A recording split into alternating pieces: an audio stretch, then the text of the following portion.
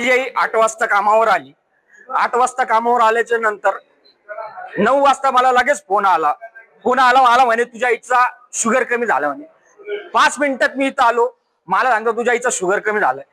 तर मला कोणी सांगितलं नव्हतं. त्यात मला एकाने मला कानामध्ये सांगितलं का तुझ्या आईच्या अंगावर लिफ्ट पडलेली. तर ती लिफ्ट कुठे पडली ते मी बघायला गेलो तर दोन्ही डोर बंद करून ठेवलेले. तिथं मला कोणी जाऊ देत नव्हतं. सगळे मला बळजबरी करत मध्ये जाऊ देत नव्हतं. मी मध्ये जाऊन बघितल्याच्या नंतर ते सगळं रक्त पडलेलं होतं आणि लिफ्ट बी वरतून कोसळलेली होती. तर तेव्हापासून आतापर्यंत मला कोणीच काही सांगितलेलं नाही.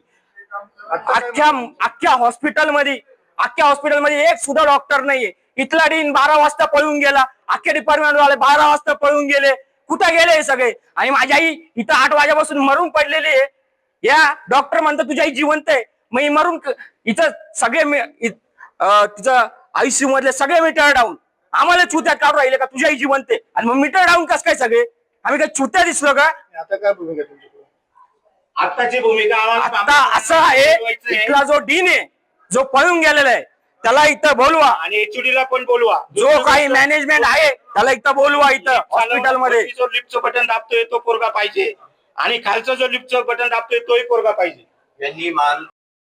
नमस्कार, मी doctor Sudhir Wambare, dean doctor Vasantrao Pawar medical college Nashik.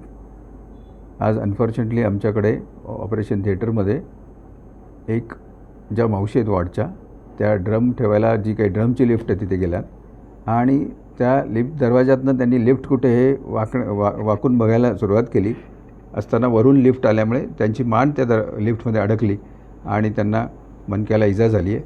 त्यांना ICUमध्ये ॲडमिट करून इंट्युबेशन केलेलं आहे आणि त्यांच्यावरती इलाज चालू आहे. तर गोष्टीची इंटरनल एन्क्वायरी कमिटी एन्क्वायरी करत आहे.